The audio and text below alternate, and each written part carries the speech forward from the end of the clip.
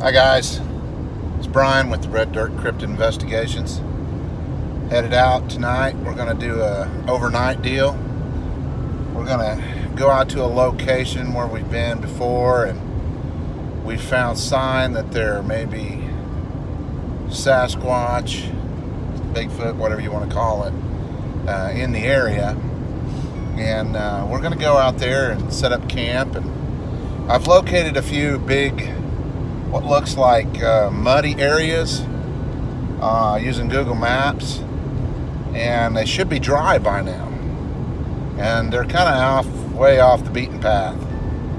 So I'm going to go out there early, probably set up a little makeshift camp area, and I'm going to slip on over there and do some scouting, maybe by myself. I don't know if anybody else will show up in time. I'm going to go walk around and look and see if there's any tracks. I hope so. And later on tonight, we're going to wait till everything settles down, maybe around midnight or so. And we're going to do some wood knocks. We're going to record. We're going to see if we get any answers. We've got our FLIR. We're going to see if anything comes in to visit us. And I also downloaded some Native American flute type music, and I should be able to play some music for them, and we'll see if they like it. Anyway, who knows? We'll have fun anyway. Thank God it's finally cooling off and we can get out and do something without sweating our butts off. So, hallelujah. It's about time we got out of the house. All right, well, we'll catch you on location.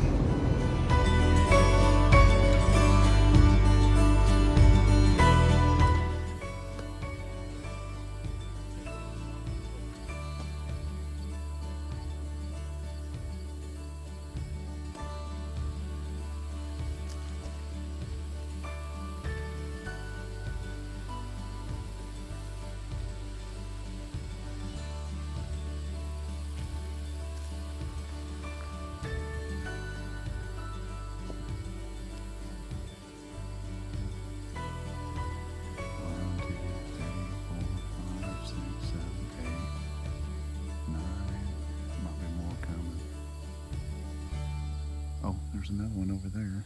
10. Yeah. There's a good bunch.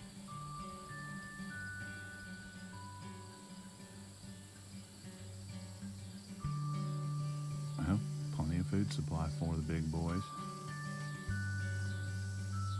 Good God, they just keep coming out of the trees. Yeah.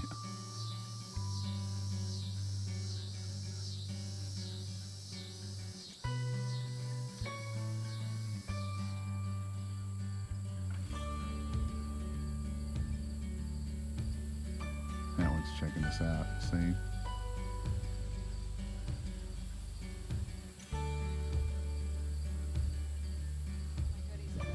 Here's camp for the night. We are gonna head due south. Looks like, I don't know, it's kind of hard to tell on the map. Maybe 200 or 300 yards. And there's some mud holes down here. We're gonna look for tracks. Northwest Oklahoma is nothing but open prairies and flatlands.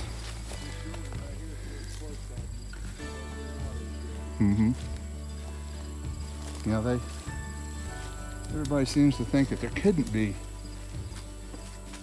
any of the big guys running around here, because it's just, there's no cover for them. There's no trees, no place for them to hide. Really? Well, that's the rumor anyway. I think we're coming up on our mud hole.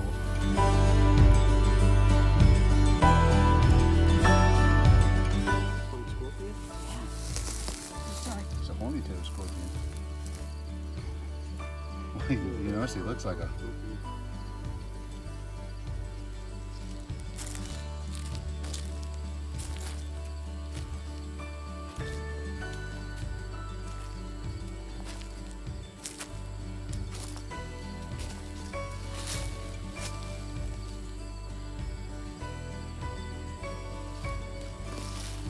looks nice out here.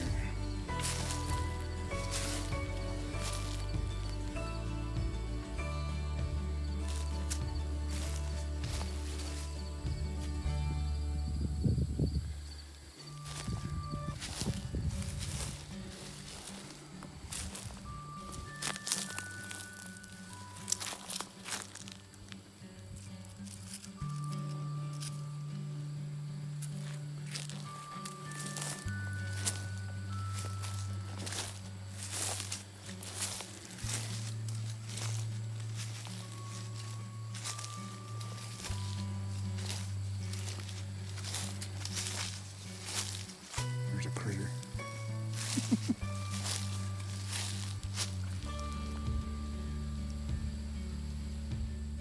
So, according to Google Maps, this is the area that I thought was a big mud hole. But I guess Google Maps takes photos in the wintertime for the aerial satellite stuff, because you can probably see more stuff on the ground. But I'm guessing in the wintertime, when all this ground brush is dead, it looks more like a big mud hole. And this is the reality. You know, you think you're going to get some tracks out of here, but this is what we're finding. You know,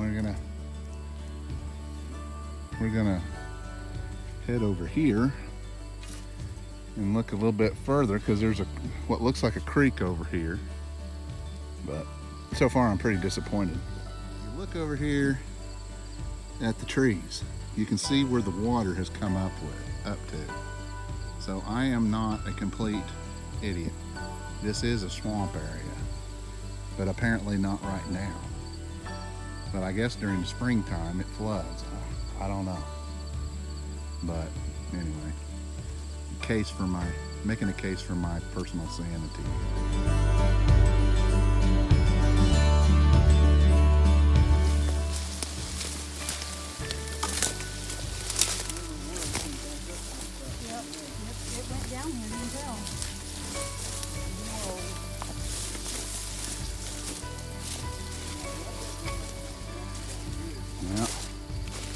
That's what I was thinking. See that little muddy area right there too? And it's kind of soft. Look at these little plants.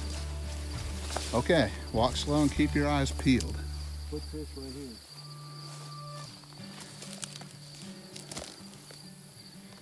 Just drum mud. Whatever it is, it's so old. Hard to tell. Now keep in mind that in the springtime, this area would have a little bit of water in it, so there'll be tadpoles and snakes and frogs in here, which is all good eating. Yeah. I'm gonna go right over there to that little. Yeah. There's a bunch of tracks right here. Yeah, they're everywhere. Whatever it is has been coming through here. Mainly hogs, I bet. Yeah.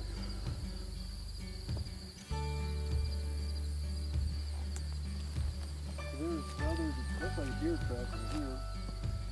Yeah, there's a lot of deer tracks here. There's a hog track right there.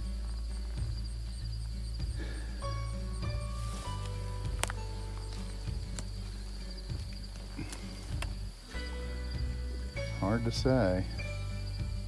A lot of hog tracks, huh? Those are pretty fresh. They're out here. But see, that's just another food source though. See, look at this whole area here. It's just like in the springtime, this is probably a pond. Yeah. You'd probably come up here and think, oh, there'd be bass in here. And you'd be wrong. This is some pretty awesome bugs here. We've been walking along the road looking for footprints in this soft soil. We found footprints. Here's your funky critter footprints again. We found just about every kind of footprints except for squatches.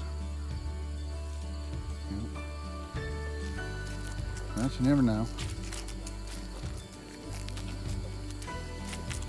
Now, after we do our calling and whatnot, tomorrow, if we was smart, even if we didn't see anything, we'd get up tomorrow morning and walk this road again, just in case whatever it was used this trail to come in and eavesdrop on us.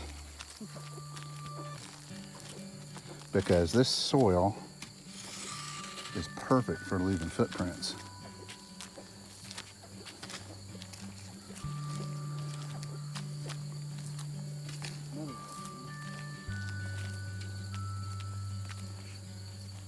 Yeah, there's all kinds.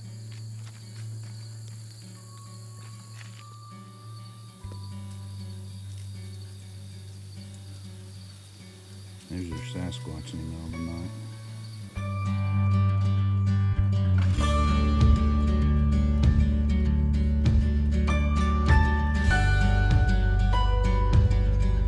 Magnify the sound. Cool. Did you hear the deer blowing out here? There's some deer over here.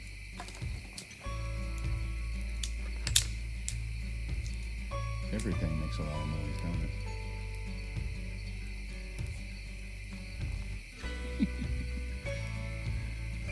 Those things are worth the money.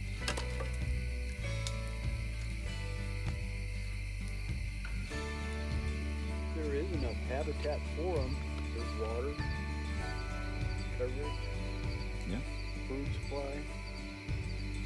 Well, and you know, like right now, we're in some pretty serious woods. Yeah. And like we was talking about earlier, the general consensus that most everybody has is that Northwest Oklahoma is nothing but open prairies. And like we said before, it was that is exactly true up until about 70 years ago. That's when the trees really started growing out here. And then farmers started letting things go, and the woods are taking things back. I mean, I've got this crazy theory that you know how they say we're depleting the rainforest. I think that cedar trees are God's way of taking it back. You know, that's our punishment for destroying the rainforest. But when you sit down and you look, all this that we're in, 70 years ago, this has been open fields. You know, there's no trees out here. Over 100 years. I mean, and there might be a couple of matriarch trees that are older than that, but for the most part, this would have just been open fields back then. Yeah. But that's the general consensus of what people think. But when you really sit down and you look, and you drive around, I mean, good gravy. There's woods everywhere out here. Yep. There's habitat. You find a lot of trees around the rivers.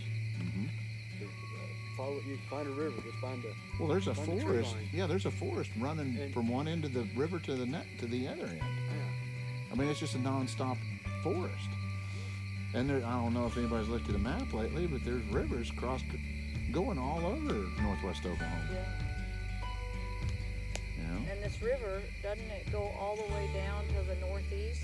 where we're at now is right on the North Canadian, and from here it flows downstream, does a bunch of zigzags, but it ends up going over there north of El Reno, where Kurt Stanley and the North Canadian River Project do their stuff, Yeah. their research area, and eventually it goes into Lake Overholser, there at Stinchcombe Wildlife Management Area, where they have more sightings. And then from there, it kind of cuts across to Oklahoma City, south of Overholser. And I'm not going to go on record as saying I think they're cutting through there at night, but you know, who's to say? Who's to say what they're doing? You know, I don't know. I don't know their business, but I do believe that they move up and down the rivers. Yeah. They travel with that river. I think a lot of it. I think the river is a really constant food source for them because of the fish and stuff. And but the other thing I think is I think they move up and down the river so that they can take game animals like deer and stuff like that. And I think they probably practice a certain amount of herd management. You know, they'll take 2 or 3 deer from an area, then they'll move up, take some more deer from a different area. That way they don't just, you know, wipe out the deer population in one particular the way it is right now in western Oklahoma, I don't think we have to worry about wiping out the deer population. That's another thing is a good case for northwest Oklahoma is we have more deer in northwest Oklahoma, population-wise, than all of eastern Oklahoma. I mean, I see very few deer when I go to eastern Oklahoma. Out here, they're everywhere, and they're bigger. And yeah, they're big. They're well fed. But yeah, you go out here. I'd forgotten how deep these woods are. You know, you go to like Fort Supply. We went to Fort Supply and we're just nosing around, looking the other day. And my goodness, that place is some serious deep dark woolly woods. You know, the what's it called? Fort Supply Wildlife Management Area or something. You know, there's like 18,000 acres there. Oh, I didn't know that was that big. Oh yeah, and I think you cross the highway, the Fern Cooper Wildlife Management Area. Now, granted, it's mostly yucca plants, but it's 24,000 acres, I believe. You know, now that's nothing compared to the Ouachita, but yeah, there's all kinds of habitat up here. You know, look at Turkey Creek, little bitty spring-fed creek that flows year-round, never goes dry. There are some serious woods that go all up and down Turkey Creek. Look at Black Bear Creek going west out of Enid. Yeah. Did you know there was a Bigfoot sighting at Black Bear Creek where it crosses I-35 north of Perry?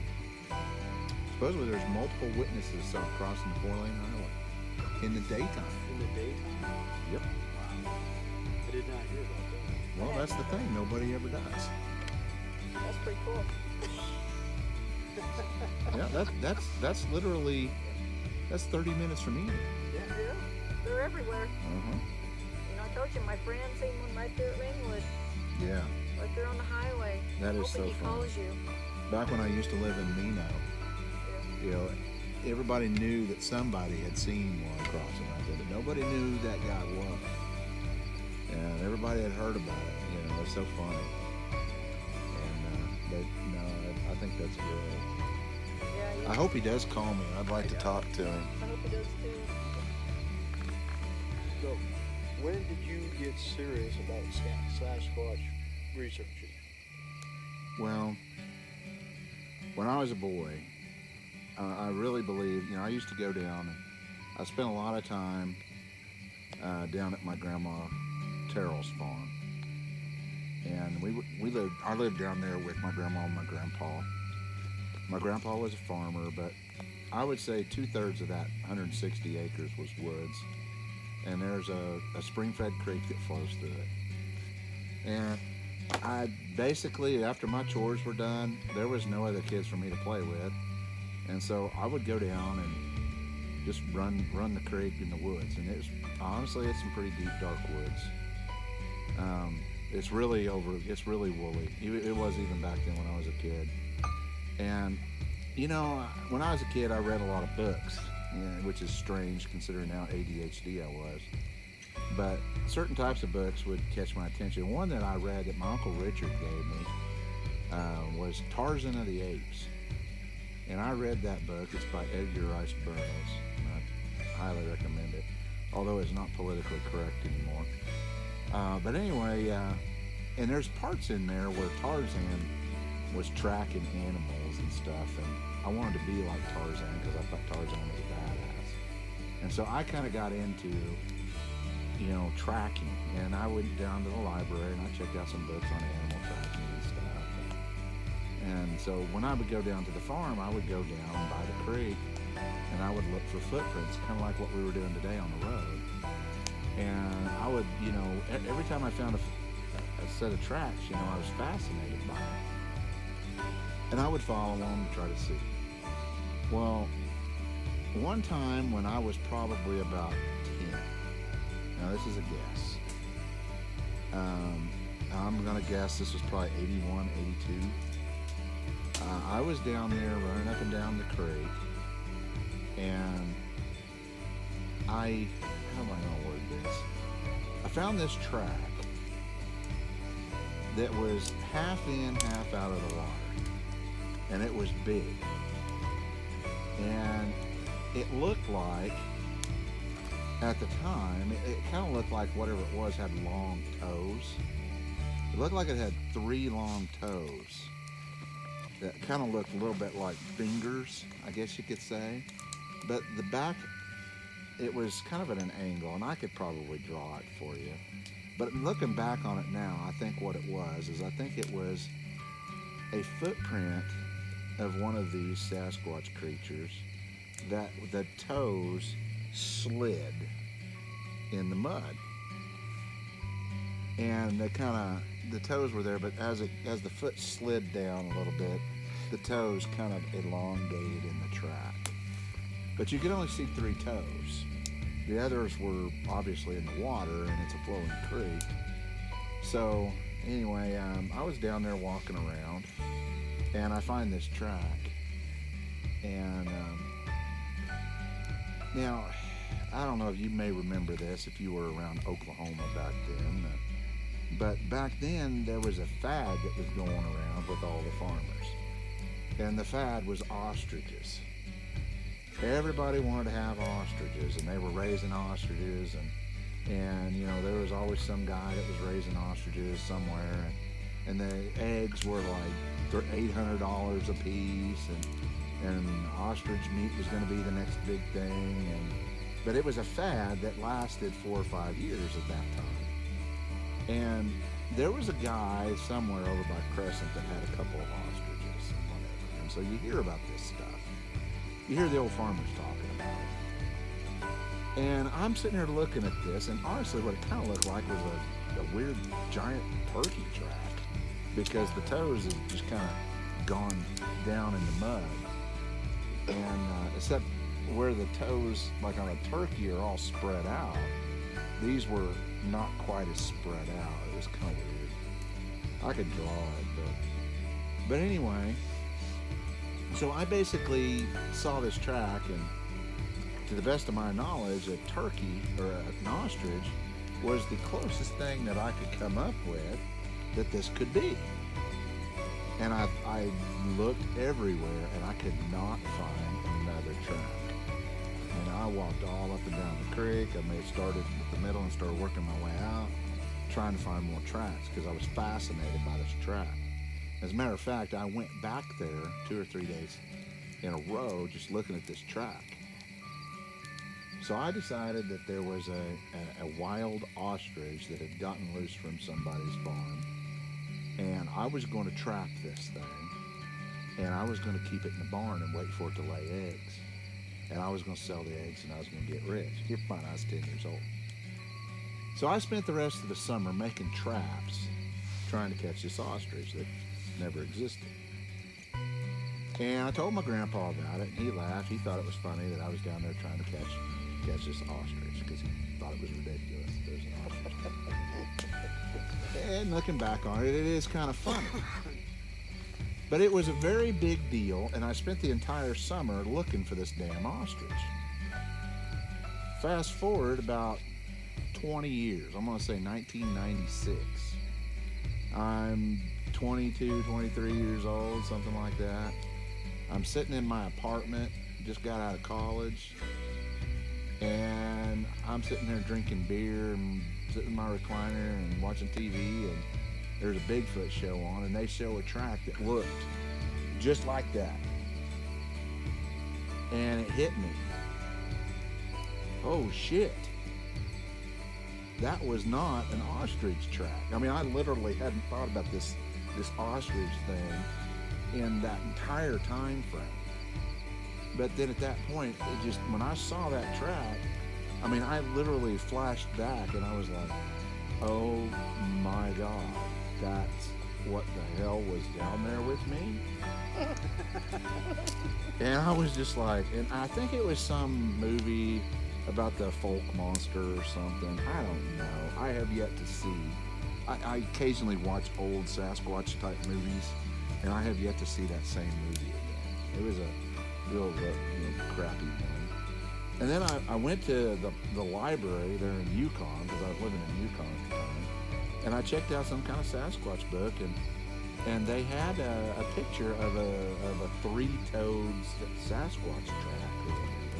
Because apparently there's some swamp squatches or whatever that only have 3 toes or whatever. I don't know. But that's when I started thinking, you know, well, wait a minute. Maybe that's what was getting in the granary. Yeah. Maybe that's what I was getting in trouble for. And there was this one night too, a universal constant when I was a kid down at the farm. Our barn sat about 75 yards from the house, and it was down the hill a little ways, and it never failed. You know, I used to spend a lot of time in the barn tinkering because my grandpa had a wood shop in there, and I would build stuff and whatnot, but never failed. About once every third night, I would forget to turn the light off, and you wouldn't know that the light was still on until it got dark. And Grandpa would always look out the dining room window and see that the light was on. Like, all right, that's the light on again. So I would just be like, oh, okay. So I would walk down there, go turn the light off, make sure the door was shut because we didn't want the coons getting in the barn, or at least not in the wood shop, you know, or skunks or something worse, you know. And then I turn around and walk back. I had literally done this same stupid crap 100 times. You know, go down to the barn, turn off the damn light. And one night I was walking down there, and I got about 2/3 of the way down to the barn, and all of a sudden I had the heebie-jeebies. It was even the locusts, you know, were not making noise. And I was just like, what in the hell? And I swear I could hear something moving in the corral. We had a little corral that surrounded the barn on 2 sides. And I could hear something in the corral. And I got all wigged out. And I don't know why. I mean, because it wasn't unusual for us to have cattle in the corral. So I don't know why something moving around, but something, I guess you could say my sixth sense or whatever. But anyway, and I thought, well, I'll go get the flashlight. And I realized, oh God, the flashlight's in the damn barn. You know, and it was one of those little shitty rail vac flashlights that we had back in the 80s, you know, with the 2C batteries. And so I'm sitting here and I'm thinking, God, I've got to get this light turned off. Grandpa whipped me, you know, and not that he would have whipped me, but he'd have made fun of me or whatever. And I was sitting there thinking, this is all in your imagination. Just go down there. And then I start walking and I'm just like, oh, the heebie-jeebies are getting me. And so I literally probably stood out there underneath the porch light, because it was funny because we not the porch light, we had a big light pole in the front of the house, and I sat there underneath that light. I'm gonna say probably for 3 or 4 minutes trying to talk myself into going. Finally, I was just like, okay, just run down there, turn off the light. I knew exactly where the flashlight was. It was right there. And so I grabbed it, I shut the door, turned off the light all at the same time, and I ran back up there to where I was before, and I shined the flashlight over there at the corral, and there was a set of eyes that was reflecting back, and they were taller than the fence panels. Now, a cow wouldn't have been that tall, you know, because those fence panels on me back then, you know, they were about chest high. Well, it was like there was a person in there, and you could see these 2 eyes, and you know, and predators have the 2 eyes in the front. Now, a cow or a horse or something, they have 1 eye on each side of the head. So you're really not going, if you shine a light on them, you're not going to see more than 1 eye. Well, I was seeing 2. And it freaked me out. And so I ran back up to the house and I told Grandpa about it, but he acted like it was no big deal. He was like, it's just a calf, you know, whatever. And, you know, Grandpa's answer to everything was, it's probably just those damn coons. You know, that's a typical farmer response. You know, everything that comes up missing or tore up or moved, that's in damn coons. Farmers blame coons for everything. Sasquatch comes in and goes through your trash. Ah, it's them damn coons. I mean, it's. I guarantee you. Ask anybody that's been around farming long enough. Yep. But anyway, there was a lot of things that happened to me as a kid, but I kind of blew a lot of that stuff off and justified it in my mind other ways. But when I saw that TV show, that's when I was like, holy crap, maybe that's what was going on. Yeah. And I've been casually interested in it. And honestly, at one point, it even became a joke with me. You know, joking about Sasquatch and stuff. But when I really started listening to these podcasts, and I started listening to people, and it turned into a game for me for a while. I would listen to these podcasts, and, you know, I would listen, and I'd be like, okay, is this person a tweaker, or is this person legit? And surprisingly, you really start listening to these people on these podcasts, and you can tell they're telling the truth. Now, there's a few of them that you can tell are full of crap. It's true. There's people that call into those shows and they lie. You can hear it in their voice when they're talking. Oh yeah. Oh boy. Yeah, you can usually smell that. But there's a lot of people that are really real, and the more and more, you know, listen. And there for a long time, I went and I had like no experiences. There was a couple of times when we found, I think it was my cousin Bart and I were camping out at this one farm we got. It's called the Goat Farm, and we found a raccoon that had been skinned, and it was just the skin of the raccoon that was left. The meat and everything was gone. It was just a skin. It's like something skinned it and discarded the skin, and we just found it. And no animal would do that. That was odd. And then there was the tree incident, the missing tree. And that really wasn't that long ago. That was probably 4 years ago. I was down at this other family farm that got called Chalet. And I was just walking through some deep woods, kind of like this here. But there was a whole bunch of, there's a creek that runs through there. And there's a bunch of trees. And, you know, there was a tree that was just missing. It was gone. And I don't know. I mean, I can't. But I speculate by looking at the other trees that were around in the area and kind of gauging by how big a hole there was there. It was probably a 3 or 4 inch around tree that, you know, and you would expect if something had blown it over or something, it would be laying like, no, it's gone. I mean, I literally walked like 3 or 4 acres in that immediate area looking for that missing tree. And trust me, there was no way you're getting a truck in there. This was in the woods. You know, I mean, I guess you could have dropped a winch line from a helicopter or something and pulled it up out of the ground. But, you know, who's going to go to all that trouble? You know, and who was going to even know that Brian Terrell was going to be walking down there that way? And you could tell it had happened in the last week or two. Wow. And I looked for tracks. I found no tracks. And I never found the tree.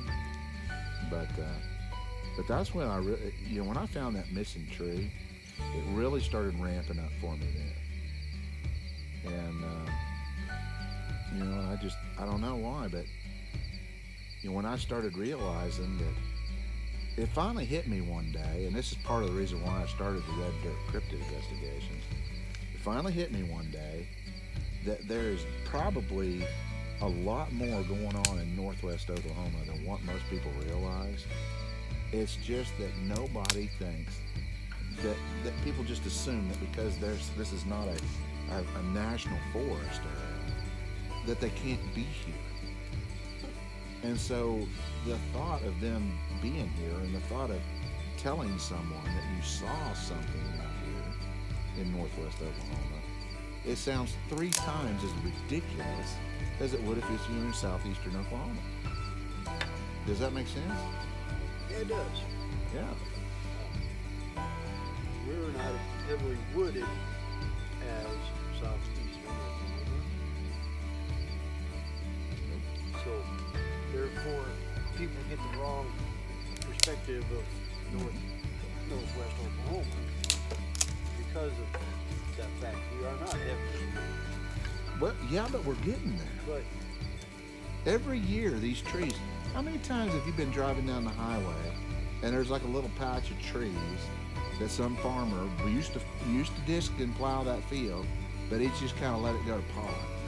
And then 10, 15 years go by and there's a 20-foot stand of trees there. I mean, I can sit there and just drive down Highway 81 and say, those were not there when I was a kid. Those were not there when I was a kid. Those were not there. Right. It's happening everywhere. We are getting more and more forested in this northwest Oklahoma. Now, I mean, granted, the Panhandle is still the Panhandle. I mean, it's, they say there's a pretty girl behind every tree out there, and their problem is there ain't no trees. But, pretty much from Fort Supply this way, it's getting more and more wooded every year. I mean, just get out there, drive around. So, when you start talking about the different types of Sasquatches, and so some of them look human and some of them don't. I was watching that Finding Bigfoot show or whatever, the one with the Moneymaker guy and Bobo, and I'll be truthful with you, I kind of like the Bobo guy. He seems sincere. Yeah. And, but I don't think he realizes that he is the comic relief for the show. I kind of feel bad because I think I don't think he realizes that he's the Curly of the Three Stooges. I don't think he knows that. I mean, I'm sure if he even if he knew it, he'd probably just take the money and run. But I mean, I don't think that he realizes that he's the buffoon of the show. But I kind of like him, and I think that he is much more of a serious individual than what the show makes him out to be. Yeah. But because they're always referred to him as the Sasquatch, and they make him pretend to be the Sasquatch. Yeah. Every time you see him, go up there. Yeah, go up there. Go up there. Shake your arms and act like a Sasquatch. But I was watching one the other day, and it had they were doing this interview. Well, they went up to some town. I think it was in New Hampshire or something, where they had some Sasquatch signings or something. And they were doing this town hall meeting. You know how they do this? And I think, honestly, I think the town hall meeting thing is a good idea. Especially if you could get like some big name brand people, big people like from the show. I think people would show up to see those people. And it could draw some people out and get people to open up about things. But there was this guy that showed up, and he said that he was fishing, and so he took Matt and I can't remember, maybe it was Renee or the chick or whatever, and he took him out to the spot. And and Moneymaker was all about it and everything. And he was like, yeah, he was right up there. And Moneymaker was all into it until the guy said that it looked human in the face. And it was like a switch was flipped. Shut down right there. He was done. And he said 2 or 3 times, that does not line up with what I saw. What I've seen is monkeys. And it was almost like he literally did not want to listen to that guy and what his story was. He flat out said on the show that he did not believe him. He basically called that man, a liar on national television. All because he said something that he didn't believe. And last time I checked, Matt Moneymaker has not lived with the Sasquatch. He don't know. They do look like us. Come on. He don't know. We look like them. Sorry, they've been here longer. Yeah. I mean, he don't. That's a good one. I mean, I'm not trying to belittle the man, because he has done a lot of research, and he probably knows a lot of things, and he's progressed certain parts of it. But there's so many people out there, and I'm just going to disagree with it. There's so many people out there that they'll say, I couldn't shoot it. It looked too much like a person. It looked human.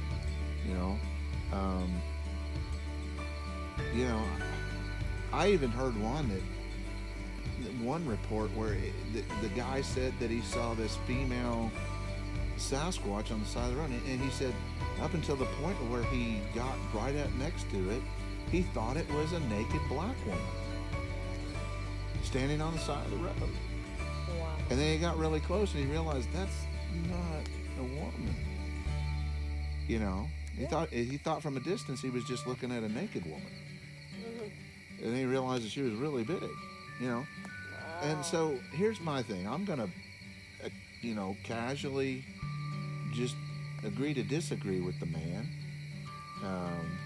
because I just got to say, it's almost like he has some kind of vested interest in not believing that they are very human-like. And I think deep down he wants to believe that they're animals. And, and it's a scary thought to think about. And I don't think mankind as a whole is ready for the whole concept of another animal being on this planet that is of equal intelligence to us. I don't think mankind is ready for that. We couldn't handle it. Yeah. Because that's what we do. We kill. We kill everything. And I don't think we're ready for it. Maybe he's trying to protect. Maybe that's his way of trying to protect them by claiming that they're just an ape. But I think they're more than an ape, and I think a lot of people know that. But at the same time, I mean, I'm not going to call the man a liar because hell, I don't know either. But there's so many people that have seen him and looked him in the eye and said there was a human there. That was a human. So I don't know. But I just think it's wrong to dismiss other people's accounts just because it doesn't line up with what you saw. Yeah. There's like We all could look at one, and each one of us describe it just a little bit different. oh yeah. I believe that. Absolutely. Well, and as time goes past, as time progresses, the memory tends to fade. Yeah. Somebody's going to notice a different feature than Right. you or me or Sherry or whatever. Mm-hmm. So, Exactly. And different people are going to pick up on different things. yeah. Yeah, I don't know. And I don't want to get involved in all the drama and stuff, with apparently there's a lot of stuff that goes on in this Sasquatch community, and it really irritates me because everybody is real quick to point out that so-and-so is fake or a hoaxer or whatnot. Or they're just flat out wrong because the Sasquatch I saw looked like this. Looks like someone in a suit. Yeah. Well, or yeah. But, It all. People say that, and you're like, well, look at all the different types of human faces that are out there. Yeah. that's right.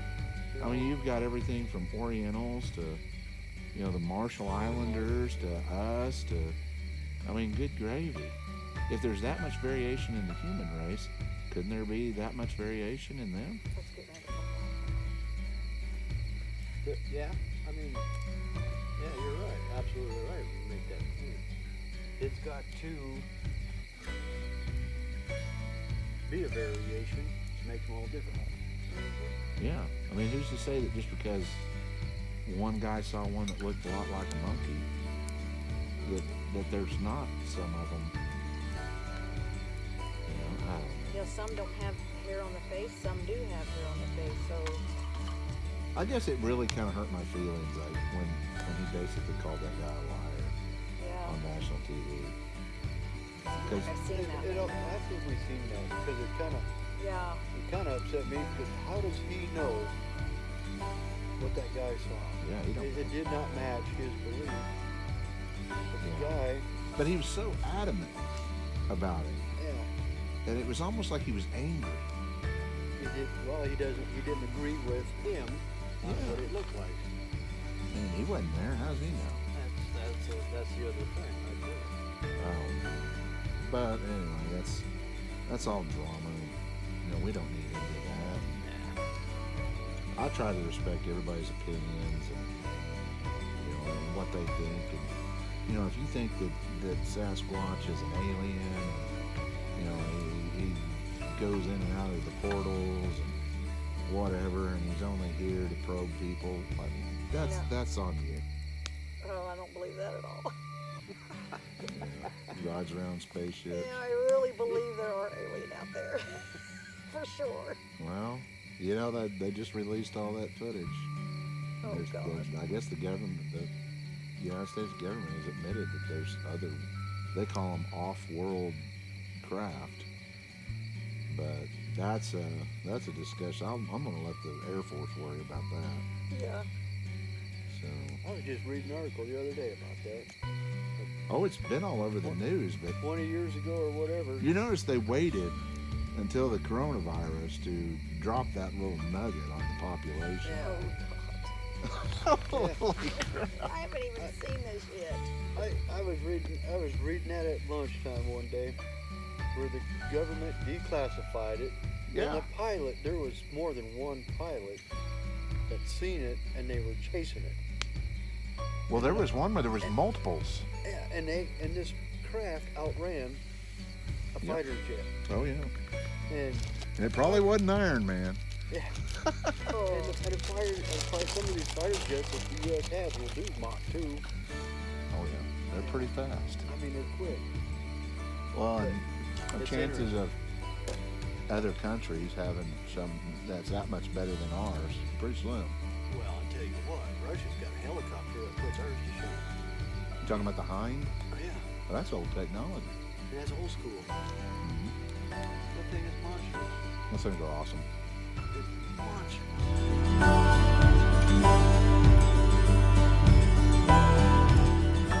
All right, we're fixing to start our recording session. So let me turn the audio recorder on.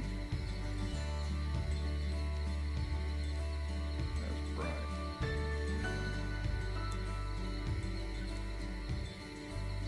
And we are recording.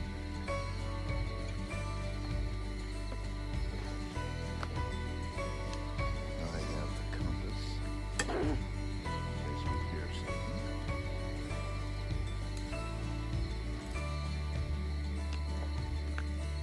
Alright, everybody, I do not have a whole lot of experience here with this, so let's get this done.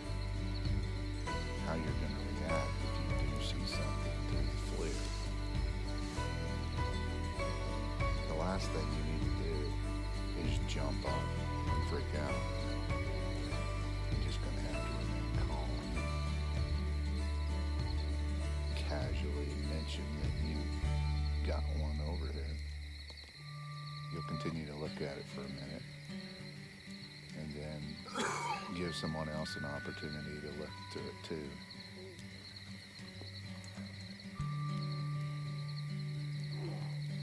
I thought about what would I do? We're going to remain calm. So far, we've not gotten any audible responses from the knocking. If you watch closely, you'll see it moving.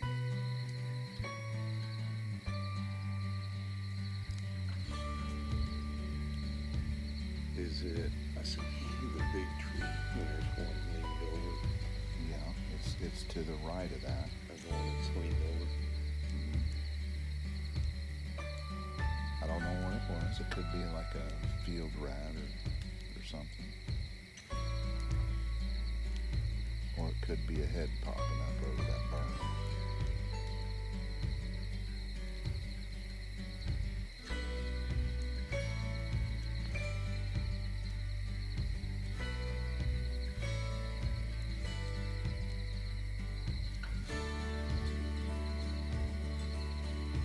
Let me look real quick and see if I still see it.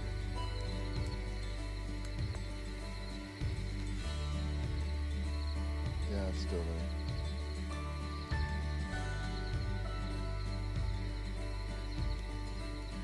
And I can still see it moving. It's a little bitty black dog. Okay, the tree that's leaning towards the south, it is to the left of that, in between those two skinny trees. Whatever it is, it appears to be a small animal. But if that's the top of the berm there, it could be the top of something's head. Hard to say.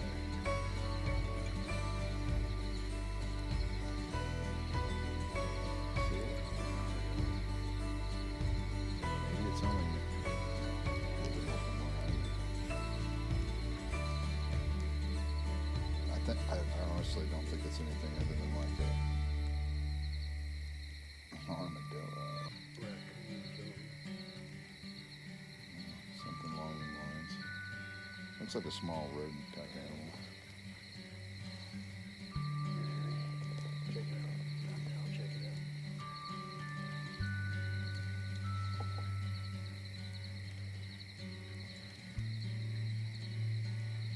It's to the right of the big tree.